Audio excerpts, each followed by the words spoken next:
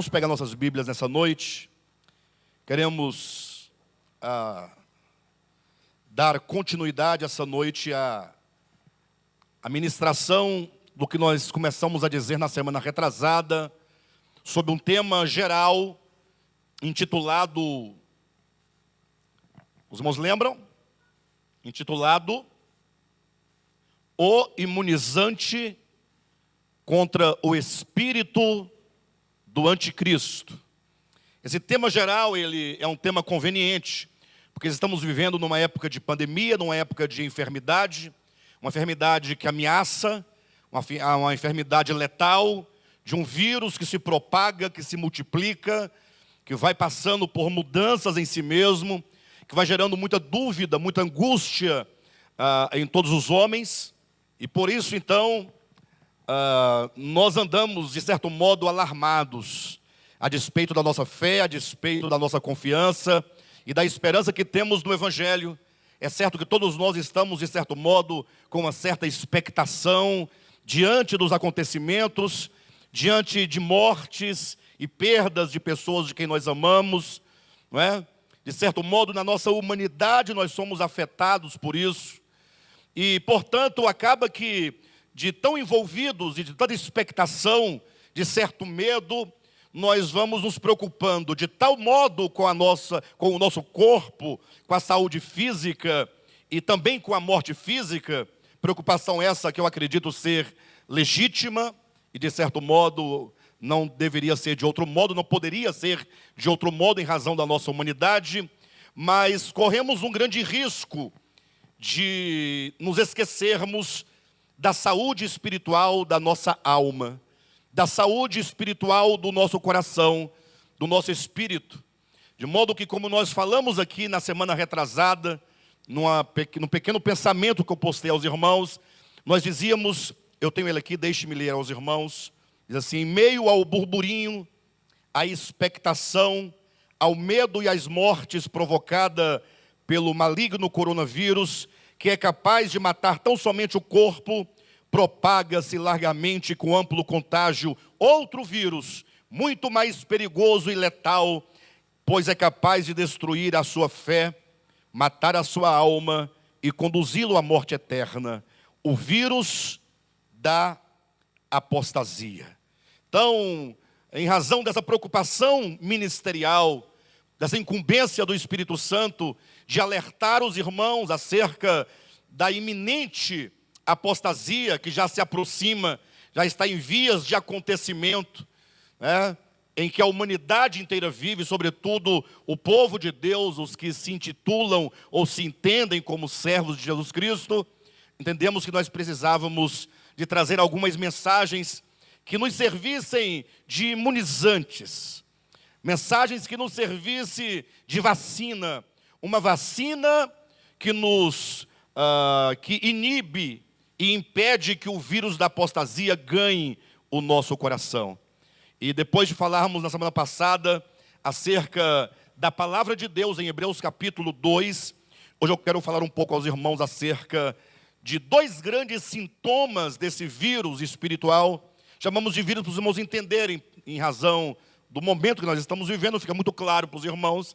Não vai pensar que é um vírus material, físico, mas eu me refiro a um espírito que vai entrando sorrateiramente nas nossas mentes, nos nossos corações, e sem que nós percebamos, esse vírus vai nos ganhando, esse espírito vai tirando de nós aquilo que é essencial para a nossa saúde espiritual, para a nossa salvação. E a incredulidade e a apostasia, que é o que eu pretendo pelo menos começar a falar hoje, são dois grandes sintomas desse espírito de apostasia. Amém? Os irmãos compreendem a nossa preocupação? Essa mensagem, ela é dirigida, primeiramente, o público-alvo imediato dessas ministrações são todos os membros do ministério apostólico de volta à palavra. Isso em razão da nossa da nossa responsabilidade direta para com as pessoas que se entendem do ministério, porque se deixam ser conduzidas por aquilo que o Senhor tem nos orientado mediante as Escrituras, mediante o seu Espírito. Mas em razão dessa palavra alcançar tantos outros lugares pelos meios da internet, então essa mensagem também se destina a outros irmãos que nós nem mesmo conhecemos, nem mesmo sabemos da existência, mas essa palavra certamente também alcança esses irmãos. E a mensagem dessa noite, ou essa mensagem que hoje começo a ministrar, certamente o tempo não será suficiente para esgotá-la, em razão da proposta. Essa mensagem, ela se baseia não em tópicos. Não darei para os irmãos o primeiro tópico, o segundo tópico, o terceiro tópico. Mas há uma série de versículos bíblicos, de textos bíblicos, que eu preciso ler com a igreja.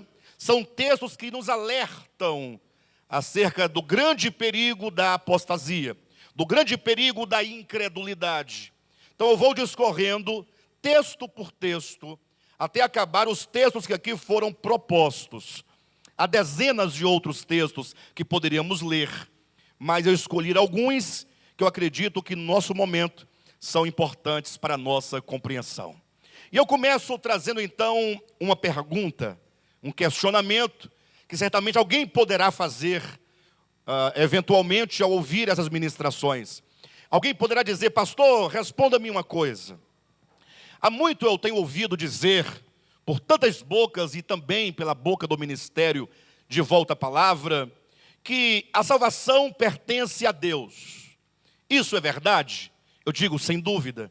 A salvação, ela não somente pertence a Deus, como ela é o próprio Deus no homem, que vai tomando o campo do seu coração, tomando o campo do coração, da alma. A salvação vai acontecendo em nós na medida e na proporção direta em que então o Senhor nos ganha o coração, nos ganha a alma. A salvação, portanto, ela acontece dentro de um processo. E a pessoa pode então continuar a perguntar: pastor, também tenho ouvido dizer que aquele que começou boa obra em nós há de completar. Isso é verdade? Certamente. Ensinamento claro, cristalino do apóstolo Paulo, que nos fala aos filipenses, dizendo a carta aos filipenses, de que aquele que começou a boa obra em nós há de completá-la até o dia de Cristo Jesus. Entretanto, a partir dessas duas garantias, a garantia de que a salvação pertence a Deus e que Deus vai completar, vai realizar cabalmente em nós a salvação, surgem aqui alguns problemas. E são esses problemas que eu quero trabalhar com os irmãos. Porque a Bíblia não trabalha somente numa linha reta, sem um paralelo. A Bíblia não somente afirma que a salvação é dom de Deus, que procede de Deus, que é o próprio Deus, e que Deus vai executar em nós, certamente. Essa é a visão da soberania divina. Este é um olhar a partir daquilo que Deus é e do seu supremo propósito. Entretanto, quando nós descemos aqui, baixamos para a nossa experiência humana, para a nossa experiência terrena, olhe agora um pouco para você. Nós vamos encontrar a Escritura nos alertando centenas de vezes, tanto no Antigo quanto no Novo Testamento, somos alertados com respeito à nossa responsabilidade no que tange a nossa fé. A Bíblia também, paralelamente ao que afirma da soberania, fala-nos da responsabilidade humana dentro desse processo. Olhe para a sua experiência humana. Não pense nos anos cronológicos da sua idade física, mas pense nos anos cronológicos da sua idade espiritual. Suponhamos que alguém diga: pastor, eu tenho 10 anos de crente, 10 anos que eu me batizei, que eu recebi uma carteira de membro, 10 anos que eu me tornei um dizimista, ou que seja um ofertante, vai depender da linha teológica que você acredita. Há 10 anos que você canta no coral, que você então toca na banda, que você contribui com os serviços da igreja, no diaconato, na diaconia, ou que você frequenta os cultos, que você vai à igreja e que você se envolve nas atividades da igreja. A pergunta que eu tenho a fazer a você é: quanto de fato de vida espiritual cultivada no seu coração você possui? O seu crescimento espiritual corresponde, porventura, ao tempo cronológico que você tem de crente, de evangélico, desde o seu batismo até os dias de hoje? Eu acredito que nenhum de nós aqui, eu posso falar categoricamente, nenhum de nós afirmaria com segurança que o seu tempo de crente na igreja corresponde ao seu crescimento espiritual, sem que você tivesse perdido nenhum dia, nenhuma semana, nenhum mês da sua experiência cristã, que você não tenha perdido, que você não tenha sido negligente, que você não tenha compreendido e, portanto, por não compreender, não caminhou na direção certa. Porque há muitas pessoas que estão caminhando, não param de caminhar. Mas para onde você está caminhando? É a grande questão. Não basta caminhar. Primeiro você tem que saber qual é o alvo da sua caminhada. Para onde você está indo. Conhecer o objeto da sua fé. Ter clareza para que você possa então caminhar nessa direção sem nenhum desvio e sem nenhum atraso.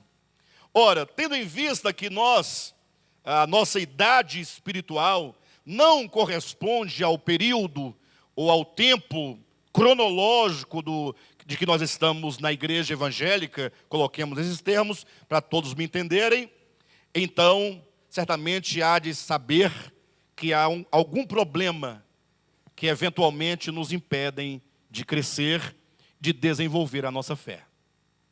Alguns inimigos que nos cercam, inimigos que não raras vezes não são percebidos, e às vezes percebidos são negligenciados. Então, essa mensagem nos chama a atenção para um fato, de que é possível, mais do que possível, que nós sejamos pegos por incredulidade não raras vezes. A incredulidade é uma das coisas que nos impedem de crescer e de avançar. E essa incredulidade, uma vez cultivada e amadurecida, pode nos levar à apostasia. Se essas coisas não fossem possíveis, em razão da soberania divina, então por qual motivo o escritor aos Hebreus nos teria escrito uma carta toda de advertências? Nos advertindo, nós veremos vários textos, eu não vou começar por Hebreus, porque eu gostaria de lançar alguma fundamentação para que você percebesse nas Escrituras que se corre um risco real de pelo menos retardarmos em muitos anos, se não perdermos toda essa nossa vida terrena, sem chegarmos no alvo. Você tem que entender que a salvação de Deus não acontece sem a sua participação. Isso não nos traz nenhum mérito, absolutamente. A salvação, ela é um dom gratuito.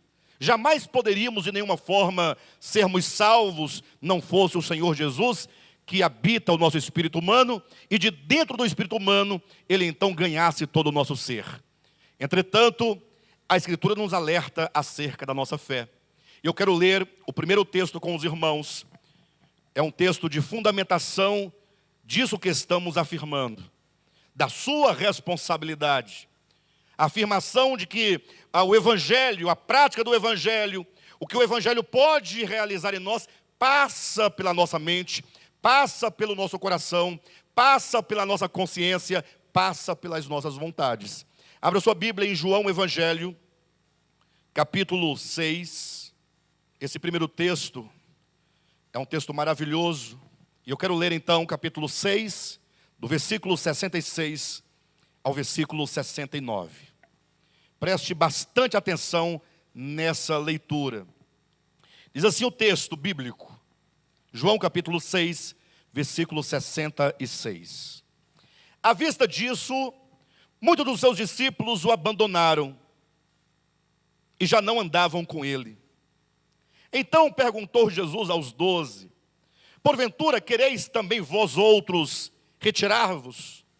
Respondeu-lhe Simão Pedro, Senhor, para quem iremos?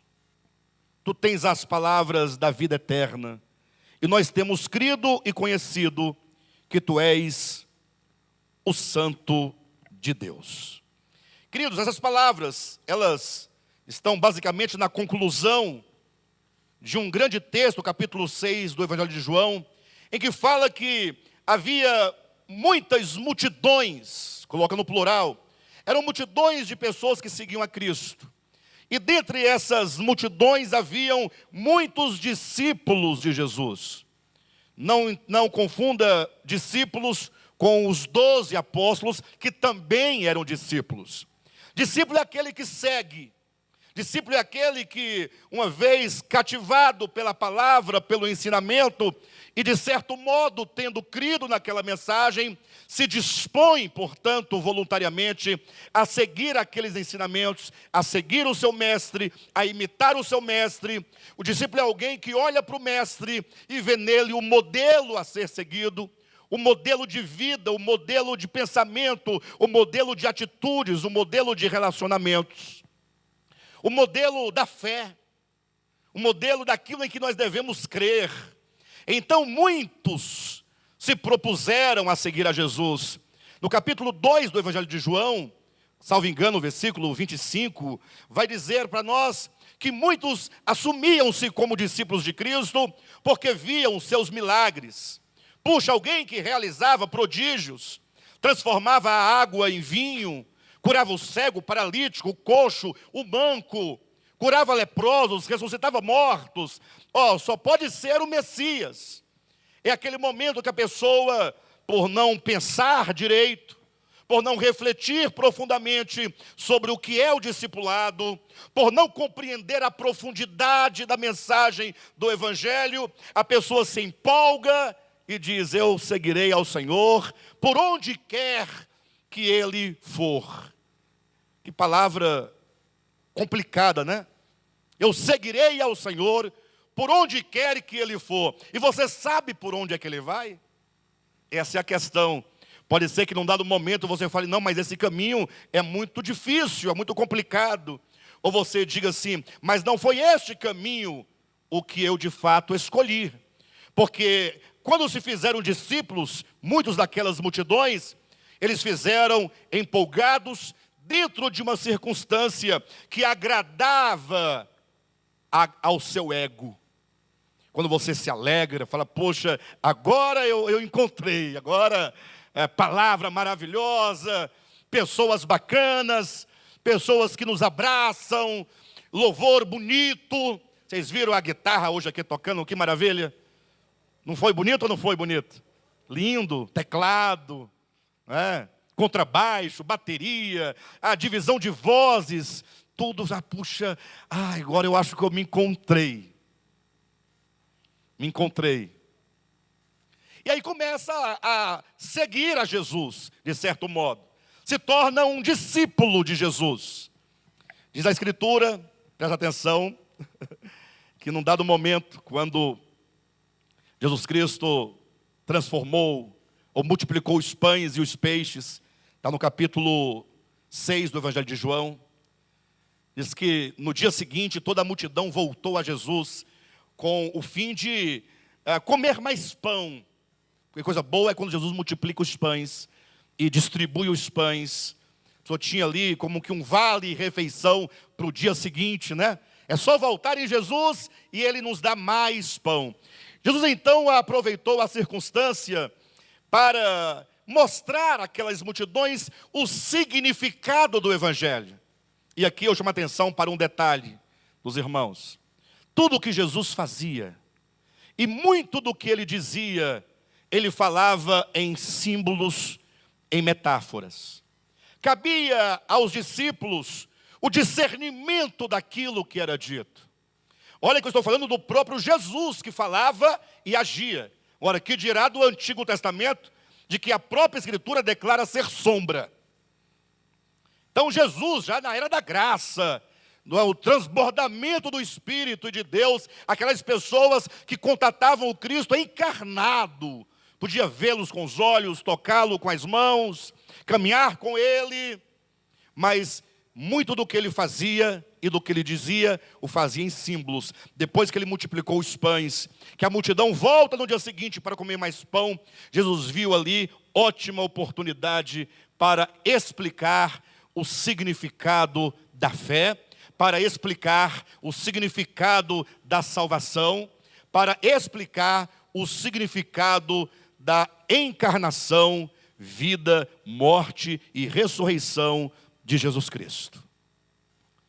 Jesus então ele começa a explicar para aquelas multidões dizendo o seguinte: olhem, vejam bem, eu sou o pão da vida. Jesus coloca diante deles um símbolo que todos eles conheciam. Todos aqui sabem qual é a finalidade de um pão. O pão é o alimento.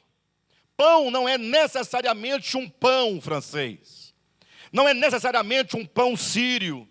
As pessoas ficam discutindo se no partido do pão deve ser pão sírio, pão de sal, pão de doce, broa, pão carteira, pão de ló. E se esquece que pão não quer dizer pão, quer dizer alimento, substância. É como que ele dissesse: olha, eu sou o pão da vida. E se você quer vida eterna, se você quer ressuscitar no último dia, são expressões sinônimas: vida eterna, ressurreição, vida eterna, viver eternamente. Não existe outro meio, presta atenção, não existe outro caminho, não existe outra alternativa, a não ser que vocês comam o pão da vida. Vocês se alimentem do pão da vida, porque este pão é que nos dá vida eterna. E logo as multidões ficaram sem entender, porque ora, se ele é o pão da vida, eu entendo como comer um pão, agora não entendo como eu posso comer a Cristo, sendo ele um homem. Como é que pode um homem ser um pão? Jesus, vendo que as multidões estavam meio atrapalhadas, ele continua dizendo: olha, para vocês entenderem melhor, vamos sair da metáfora mais primária para uma metáfora mais clara possível. Se vocês não comerem a minha carne e não beberem do meu sangue, vocês não terão vida eterna. Quem aqui não quer vida eterna, diga amém.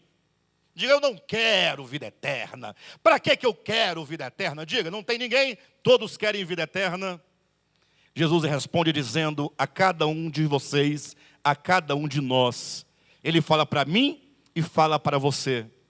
A única maneira, Vera, Ricardo, a única maneira, Catolezinho, preste atenção. Como é que é o seu nome? André, que tocou o teclado, não foi? André, a única maneira. Jesus não nos deixa nenhuma outra possibilidade. Só existe uma possibilidade de vida eterna. Não é ser membro do DEVAP. Nunca foi. Não é ser membro da Assembleia de Deus. Nunca foi. Não é ser membro da Batista, da Presbiteriana, da Deus e Amor, não é ser adventista, não é ser testemunha de Jeová, não é ser espírita, nem budista, nem islã, nem qualquer outro ismo que possa haver. A única maneira, disse Jesus, é se vocês comerem a minha carne e beberem o meu sangue. Não existe outra maneira. Para vocês que audivelmente responderam sim, entendam, tem que comer a carne e beber o sangue de Jesus. Aí você fala: puxa, graças a Deus que hoje eu fui à reunião e tomei o vinho e comi o pão. Ah, graças a Deus, ainda bem, né? Eu digo: não é este pão que você comeu hoje, e nem esse suco de uva que você bebeu. Esses elementos são simbólicos. Nós os tratamos com muita deferência, mas são simbólicos. São simbólicos. Mas Jesus diz que não há outro meio, outro caminho, outro jeito, a não ser comendo a carne e bebendo o sangue. Dizendo isso, as multidões ficaram ainda mais atrapalhadas, porque agora pensaram: esse homem, esse Jesus de Nazaré ficou louco, porque agora ele está pregando uma tal de antropofagia, que é o costume, a cultura de alguns da antiguidade, de comer carne humana e beber sangue humano. Mas a antropofagia, diferentemente do canibalismo, trazia a ideia, eles comiam a carne do outro, o sangue do outro, não por uma questão de gastronomia, mas assim eles faziam porque eles entendiam que ali era um ritual, uma cerimônia misteriosa, na qual, ou mediante a qual, as virtudes daquele que era oferecido, as virtudes daquele que era imolado, as virtudes daquele que ali era sacrificado e posto por alimento, eles entendiam que as virtudes, o poder, a inteligência, tudo o que ele tinha de bom e positivo, aqueles que comessem a carne e bebessem o sangue, eles recebiam, portanto, a infusão daquelas virtudes. Aí logo os judeus e as multidões pensaram, poxa, então nós vamos ter que comer a carne de Jesus? Dá uma mordida no braço, outro dá uma mordida na bochecha, o outro na perna, e vamos mordendo e comecemos a comer. E Jesus disse, gente, como vocês estão distantes de compreender as coisas. Jesus teve que falar umas palavras fortes, que muitos até hoje não entenderam. Ele disse, olha, a carne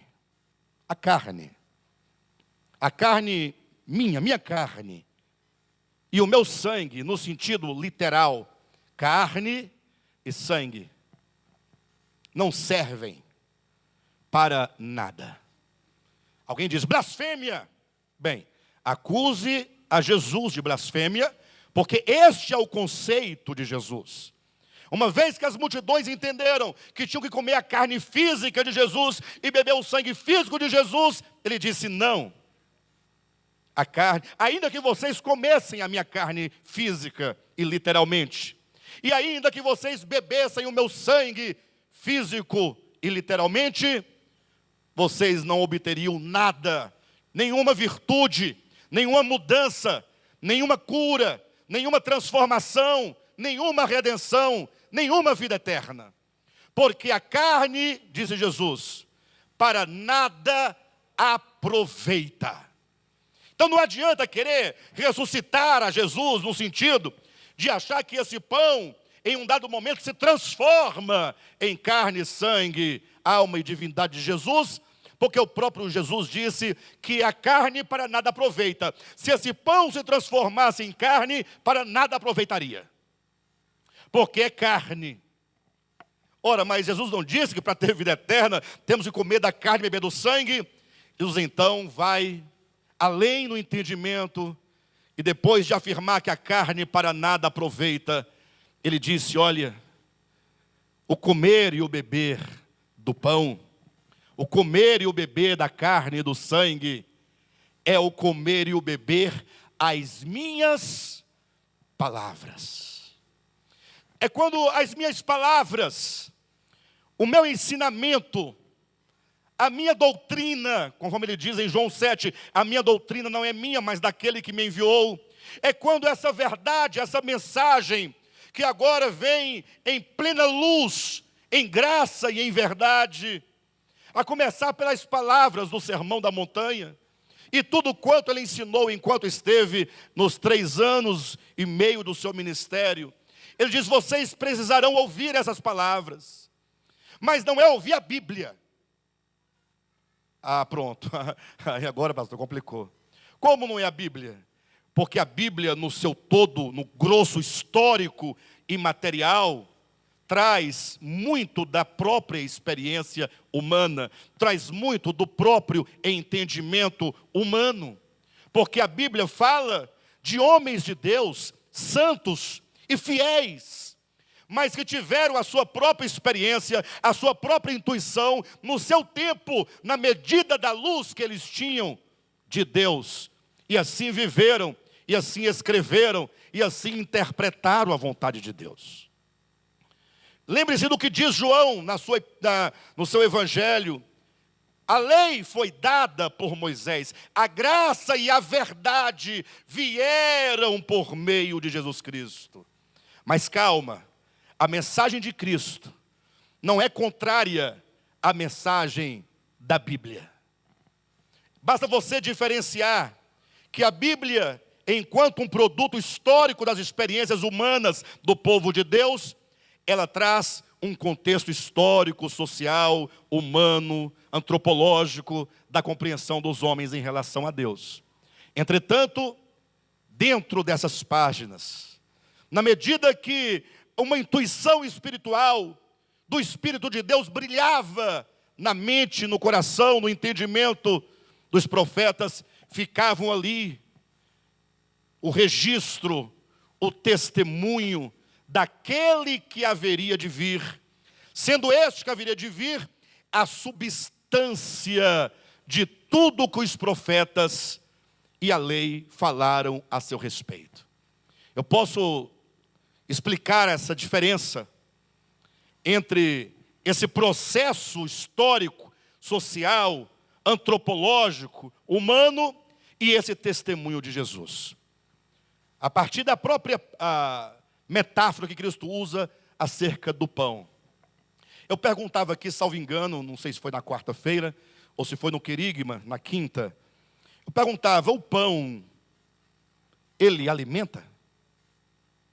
A resposta qual que é? Pão alimenta ou não alimenta? Agora eu pergunto, mas o que é do pão que alimenta? O que é do pão que se torna vida dentro de você? Não existe uma parte material que vai para lugar escuso ou não tem?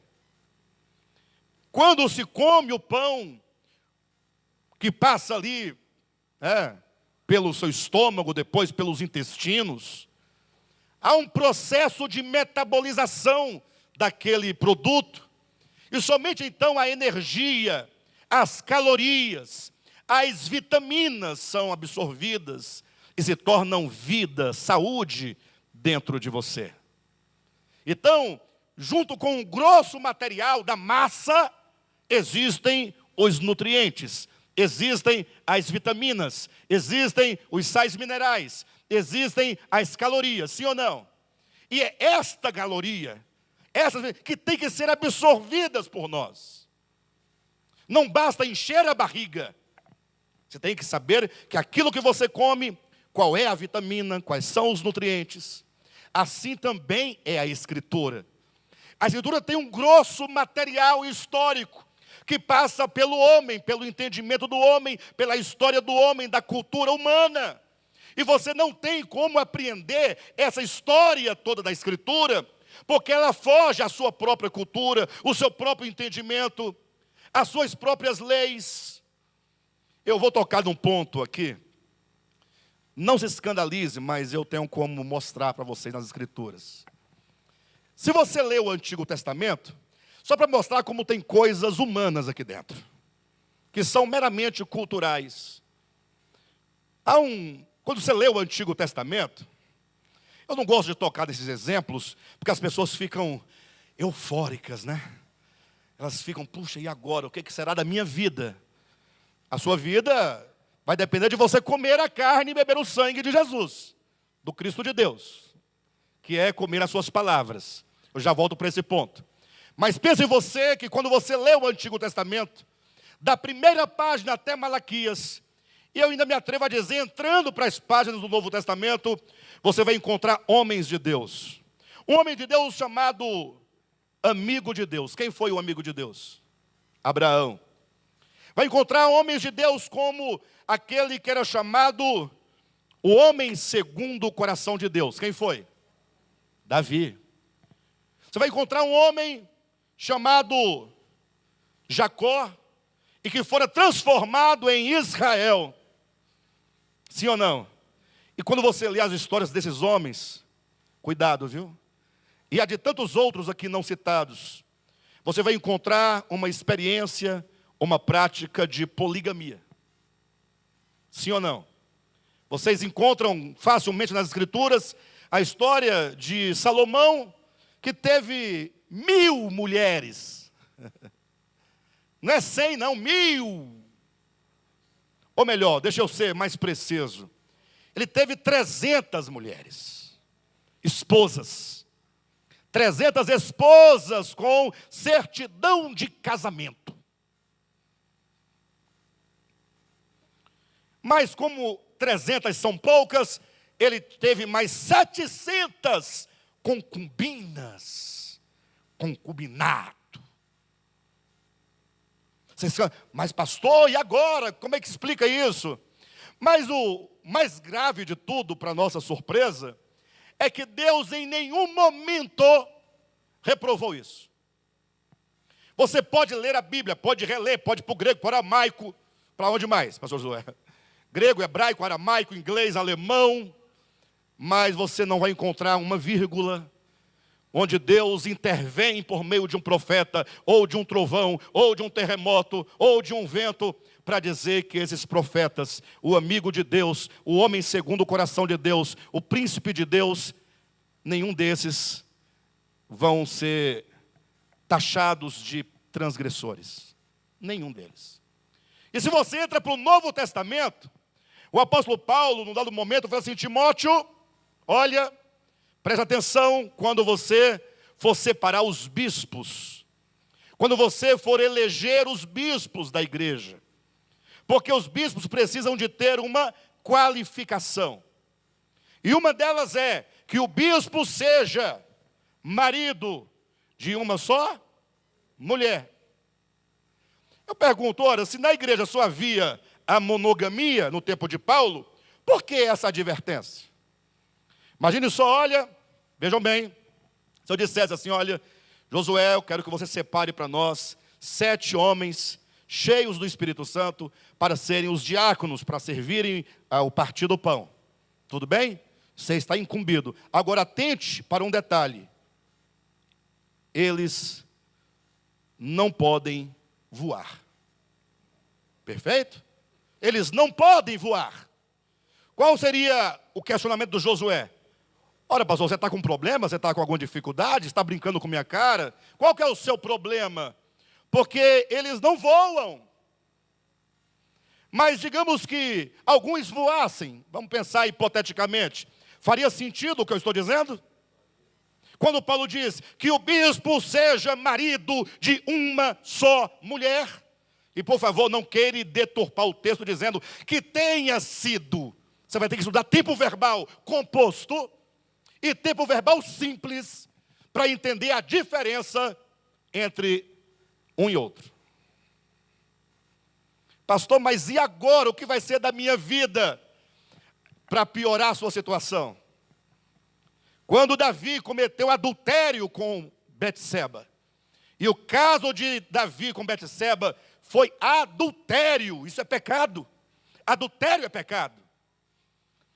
E ele tinha mulheres. Mas quando ele se apropriou de uma mulher que não era sua esposa, tampouco sua concubina, ele cometeu adultério. Deus manda à casa de Davi, um ano depois do episódio, o profeta Natã. E o profeta Natã, ao chegar na casa de Davi, diz: Davi, aqui está o profeta enviado de Deus para falar a ti. Davi se levantou, arrumou o cabelo, escovou os dentes, recebeu o profeta, feliz da vida. Afinal, visita de profeta é coisa boa. Pode dizer que eu estou aqui para cumprir toda a vontade de Deus. E aí o profeta começa dizendo: olha, havia um homem, e este homem tinha muitos rebanhos de ovelhas, de cabritos, muitos. Ocorreu que, numa certa ocasião, chegando à sua casa, um viajante, e ele tendo que preparar uma refeição para o viajante, o que ele fez? Ele não tomou uma de suas ovelhas, ele roubou uma ovelha de um vizinho e preparou para o viajante, para o seu visitante. E diz mais, e o vizinho, coitado, só tinha uma ovelhinha. Era a única que ele tinha. Pobre, coitado. Como é que alguém faz isso? Disse o rei. Esse homem que tal mal fez, tem que morrer. Não se faz isso.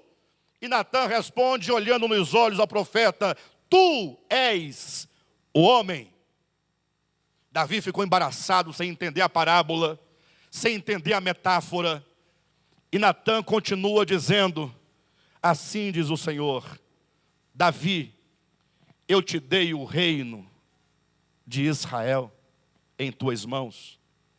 eu te dei o trono, eu te dei os exércitos, eu te dei riquezas, e eu te dei do teu inimigo Saul as suas mulheres, as mulheres de Saul, eu te dei e as entreguei em teus braços.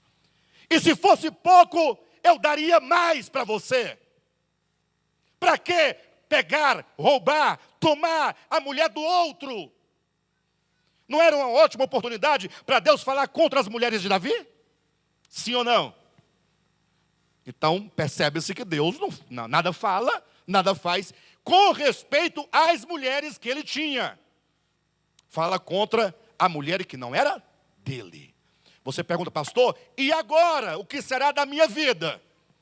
As irmãs pensando, misericórdia, depois dessa palavra o meu marido já não será mais o mesmo. Bem, esse exemplo eu dei para que você entenda uma coisa, olhe para mim. Que a Escritura está cheia de modelos culturais, de visão cultural humana. Você sabia que à medida que o homem evolui no tempo, ele vai chegando à monogamia? Você sabia que os casamentos primevos eram grupais? Sim ou não? Sabiam? O assunto não é casamento. Quero que vocês entendam algumas coisas. Eu já chego em João capítulo 6, que seria o meu primeiro texto. E só tenho mais 10 minutos. Eu não tinha nada de falar de Davi hoje, mas é porque vocês precisam entender alguma coisa. Nós temos que crescer no entendimento. Perfeito? Alguém falou, fica à vontade? Eu ouvi. Mas eu vou corrigir o pensamento de alguns. Fica tranquilo, viu? Já já eu chego lá. De todo modo, na medida que a humanidade vai desenvolvendo, ela vai ganhando mais de perfeição. Ela já teve casamento grupal. Quem poderia chegar naquele tempo e dizer, vós impuros, casamento grupal, 30 pessoas dentro de uma só oca. Mas o homem vai evoluindo.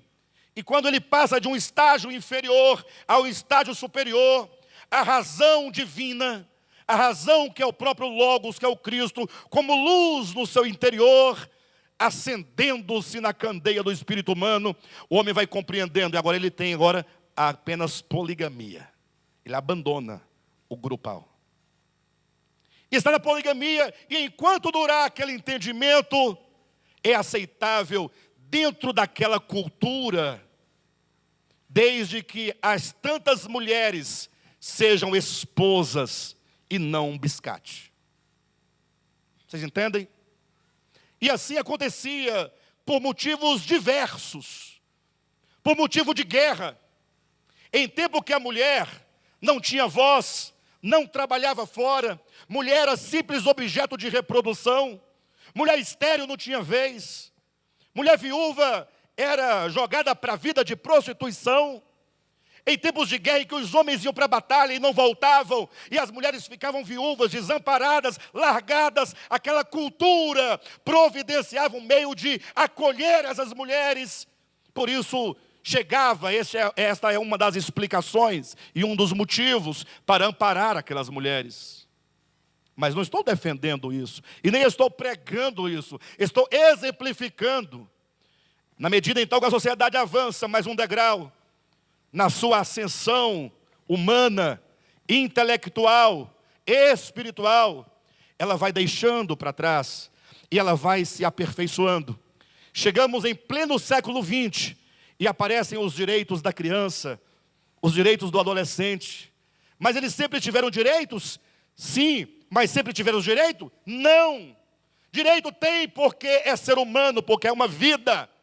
Mas não tinha porque o homem não havia avançado, não havia desenvolvido. A luz de Deus não havia ainda chegado ao nível de tal compreensão dentro deles.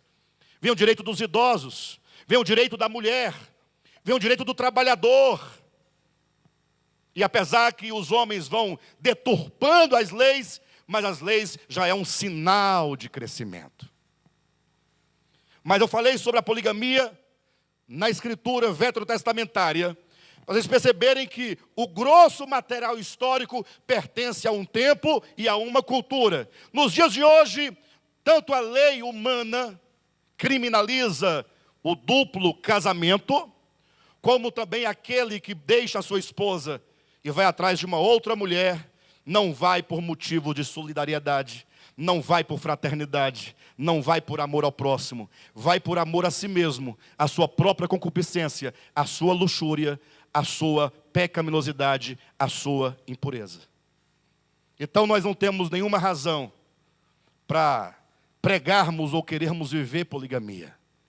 E não precisamos de nenhum espanto ao ler as escrituras veterotestamentárias e vermos essas coisas que naquele tempo eram tão normais e não eram reprovadas. Daí os irmãos entendem que a escritura tem o elemento grosso, material, histórico, mas que passa por ela um fio condutor, como uma medula óssea, como ali um fio de ouro, um fio de prata, de vida, um fio orgânico, de testemunho daquele que haveria de vir, de modo que quando veio o Cristo de Deus, é como que ele dissesse: eu sou a substância, as calorias, as vitaminas, o suprassumo da lei e dos profetas. Ou seja, se você abstrai de Gênesis a Malaquias esta substância divina, o resto é o resto. Porque as escrituras, quando disse Jesus, só havia Antigo Testamento, são um testemunho de mim. Jesus é o testemunhado, ele é o objeto da fé de tudo que foi falado no Antigo Testamento, tirando aquilo que pertencia ao tempo, à cultura e etc. Entenderam isso? Agora, olhem para Jesus Cristo. Ele também tinha essas duas características. Uma parte da qual ele diz: para nada serve. Não se escandalizem, cresçam, entendam. Rodolfo Linhares, quando Jesus disse: eis que eu estou convosco todos os dias, até a consumação dos séculos, ele falou a verdade para você? Você acredita que ele falou a verdade ou ele mentiu? E em qual dia da tua existência você acordou e estava lá Jesus de Nazaré, filho de Maria, assentado lá da sua cama, dizendo: eu não falei que eu estaria com você todos os dias? Houve algum dia? Sim ou não? Houve? Jesus, nome tão precioso, ele é filho de Maria, nasceu no tempo, nasceu há 2000 anos, nasceu no espaço, nasceu em Belém, foi criado em Nazaré. Deste homem físico, disse o próprio Jesus: essa carne, nascida no tempo, nascida de mulher, para nada aproveita. Se você der uma mordida em Jesus, não dá nada, só vai doer nele, você vai machucá-lo. Agora, quando ele diz: as minhas palavras são espírito e são vida, ele dizia: aqui em Jesus de Nazaré habita o Cristo, o Logos, o Eterno, a palavra de Deus. E essa palavra de Deus tomada pela fé, para dentro de você, recebida, assimilada, ela se torna um poder transformador que te conduz à vida eterna. Vocês entendem isso? Para que ninguém fique voando, já estou terminando. Quero cumprir com o meu horário que eu prometi a vocês. Mas, lembra que Jesus falou, certa ocasião, para os fariseus e escribas, ele disse: olha, antes que Abraão existisse, eu sou. Eu pergunto, antes de Abraão, Jesus era? Jesus era? Jesus nasceu quando? Há 2000 anos. Antes de Abraão, seria há 2000 anos antes de Jesus. Jesus não foi gerado no ventre? Como é que ele diz: antes de Abraão existir, eu sou? A quem ele se referia? Ao Logos, ao Cristo. Perfeito? Quando ele diz, em outro momento, presta atenção, num dado momento, os saduceus que não acreditavam em ressurreição, questionando a Jesus Cristo, ele diz: olha, Jesus pergunta para os saduceus: quem vocês dizem ser o Filho do Homem? Quem vocês dizem ser o Cristo? Imagina só a Rosirene, mestra em teologia, da linha de Gamaliel. Naquele tempo, Jesus pergunta a Rosirene, de quem é o Cristo filho? E a Rosirene, com a sua teologia, seu conhecimento, diz, oh, isso é óbvio, ué, o Cristo só pode ser filho de quem? De Davi. Porque assim dizem o quê? As profecias. Jesus responde, como pode o Filho do Homem ser filho de Davi, se Davi chama o Cristo de Senhor? Pode o Pai chamar o Filho de Senhor? Sim ou não? E para acabar com tudo, Isaías vai dizer que o Cristo não somente não é filho de Davi, mas antes é a raiz de Jessé. Jessé é pai de Davi. E o Cristo é a raiz do pai de Davi. Como pode a raiz do pai de Davi ser filho de Davi? Vocês estão entendendo, pessoal? Então coabita aqui duas coisas: a humanidade, Jesus, e o Espírito do Cristo, que encarnou-se em Jesus. E é esse Espírito de Jesus que deve ser absorvido. Muitos acreditam que Jesus nasceu, muitos acreditam que Jesus viveu, muitos acreditam que Jesus morreu, e muitos acreditam que Jesus ressuscitou. Mas quantos querem o Espírito de Jesus? O Espírito do Cristo. Pastor, eu quero o Espírito do Cristo. Então jogue seus dogmas fora e comece a ler o Sermão da Montanha. Ele vai dizer, bem-aventurados os mansos. Você fala, Senhor, mas eu não sou manso.